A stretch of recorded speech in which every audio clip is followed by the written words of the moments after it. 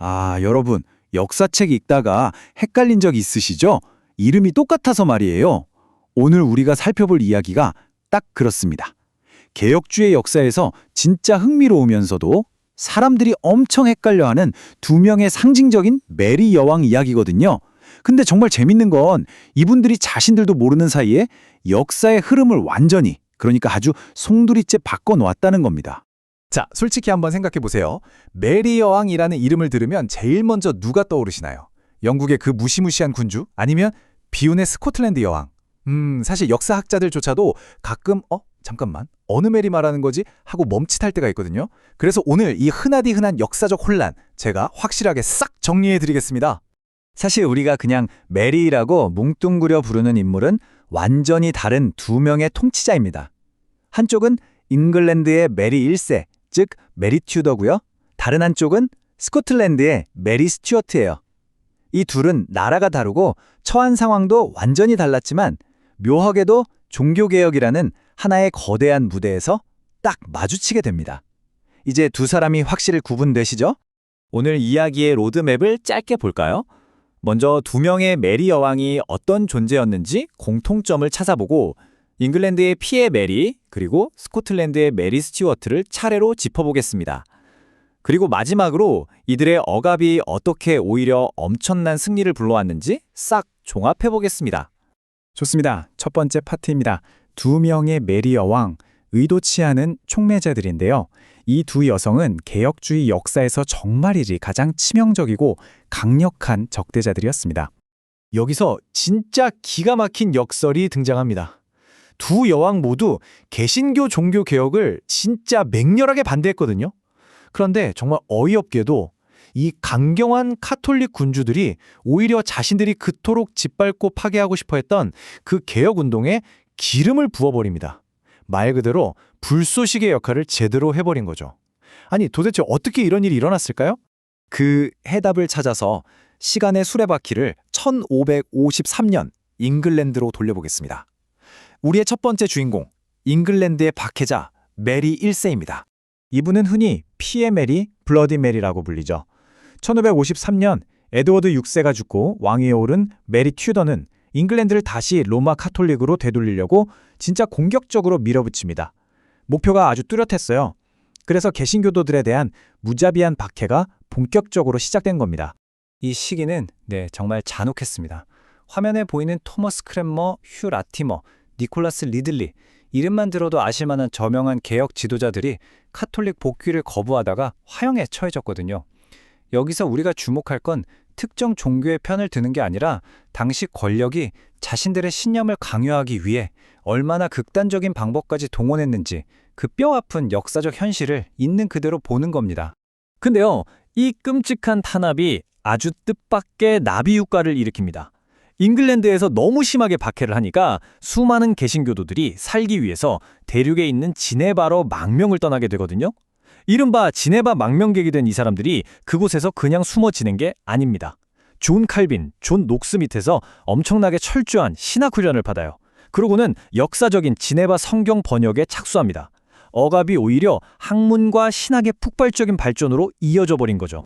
그 어두운 망명 생활 속에서 빚어낸 엄청난 창조적 승리를 보세요. 망명객들이 번역한 이 제네바 성경은 훗날 잉글랜드로 다시 돌아온 청교도들이 가장 사랑하는 성경이 됩니다. 게다가 우리가 잘 아는 그 유명한 킹 제임스 성경의 뼈대가 되기도 했고요. 사실상 메리 1세가 그렇게 탄압하지 않았다면 이렇게까지 탄탄하게 신학적 무장을 갖춘 청교도 운동은 애초에 탄생하지 못했을지도 모릅니다. 자, 이제 이야기의 부대를 북쪽 스코틀랜드로 옮겨볼까요? 1567년경까지 스코틀랜드를 다스렸던 우리의 두 번째 주인공, 스코틀랜드의 적대자 메리 스튜어트입니다. 당시 상황이 얼마나 아슬아슬했는지 이 표를 한번 보시죠. 메리 스튜어트는 프랑스에서 자란 뼛속까지 카톨릭 신자였거든요. 스코틀랜드로 돌아와서도 자기 궁정에서는 무조건 카톨릭 미사를 강행하겠다고 고집을 부렸어요. 근데 어쩌죠? 당시 스코틀랜드는 이미 법적으로 종교개혁을 승인해버린 개신교 국가였단 말이에요. 여왕의 개인 신앙이랑 국가의 법적 정체성이 정면으로 쾅 하고 부딪힌 겁니다. 화면에 숫자 5가 보이시죠? 무려 5번입니다. 메리 스튜어트 여왕을 스코틀랜드 종교개혁의 거물인 존 록스와 직접 얼굴을 맞대고 말 그대로 숨막히는 기싸움을 벌인 횟수예요. 일국의 군주와 일개의 설교자가 종교적 실천을 두고 단 한치의 양보도 없이 맞붙은 거죠. 이 불꽃 튀는 대립 속에서 존 녹스가 역사에 남을 명언을 던집니다. 통치자가 하나님의 법을 어길 때 백성은 저항할 의무가 있다. 와, 이거 당시로서는 진짜 파격적인 원리거든요. 녹스 눈에는 여왕의 미사가 단순한 종교 행위가 아니라 우상 숭배였던 거예요. 절대 권력 앞에서도 전혀 굽히지 않고 국가 권력에 저항할 수 있다는 획기적인 주장을 이끌어낸 겁니다. 결국 어떻게 됐을까요? 메리 스튜어트는 종교적 갈등뿐만 아니라 좀 복잡한 사생활에 치명적인 정치적 헛발질들까지 겹치면서 결국 왕좌에서 쫓겨나고 맙니다. 그런데 진짜 흥미로운 건 그녀의 퇴위 덕분에 스코틀랜드가 카톨릭의 영향력에서 완전히 벗어나게 됐다는 거예요. 결과적으로 아주 강력한 장로교 국가로 정체성을 쫙 굳히게 된 거죠. 자, 여기까지 두 명의 메리 여왕 그리고 두 나라의 롤러코스터 같은 궤적을 다 봤는데요. 이제 이 조각들을 하나로 엮어보겠습니다. 바로 억압에서 태어난 승리, 거대한 종합의 시간입니다. 청교도 역사를 연구하는 학자들은 이 시기를 아주 독특하고 깊이 있는 관점으로 봅니다. 겉으로만 보면 끝없는 박해와 정치적 갈등이라는 참혹한 인간의 억압 그 자체잖아요. 하지만 깊이 들여다보면 이 가혹한 시련이 오히려 신학을 순수하게 재련하고 교회를 독립시킨 하나님의 섭리였다는 겁니다. 역사를 보는 프레임이 완전히 달라지죠. 딱 정리해드릴게요. 메리 1세의 그 지독한 박해는요, 영국 개신교도들의 신학을 마치 불순물 싹 빠진 순금처럼 단련시켜줬습니다. 반면에 메리 스튜어트와의 팽팽한 갈등은 존 녹스가 스코틀랜드 교회를 국가 권력으로부터 완전히 독립시키게 만드는 기폭제가 된 거죠. 한 명은 신학을 정교하게 다듬었고 다른 한 명은 의도치 않게 교회의 독립을 이끌어낸 셈입니다. 오늘 이야기에서 제일 중요한 핵심 포인트가 바로 이겁니다. 이 모든 탄압은 그냥 일방적인 괴롭힘으로 끝나지 않았어요. 일종의 거대한 불시험이었던 겁니다.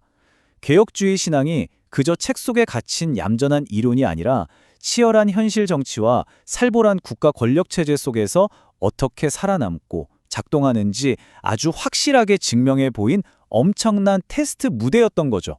자, 오늘의 역사 탐험을 마무리하면서 여러분께 질문 하나 던지고 싶습니다. 영국 신학을 순금처럼 벼려낸 메리 1세, 아니면 국가 권력에 맞서 교회 독립의 명분을 만들어준 메리 스튜어트. 여러분은 이 두 여왕이 남긴 신학적, 역사적 발자취 중 어느 쪽을 더 깊이 파헤쳐보고 싶으신가요? 이 질문이 여러분의 지적 호기심에 작은 불씨를 당겼기를 바라면서 오늘 설명은 여기서 마무리하겠습니다.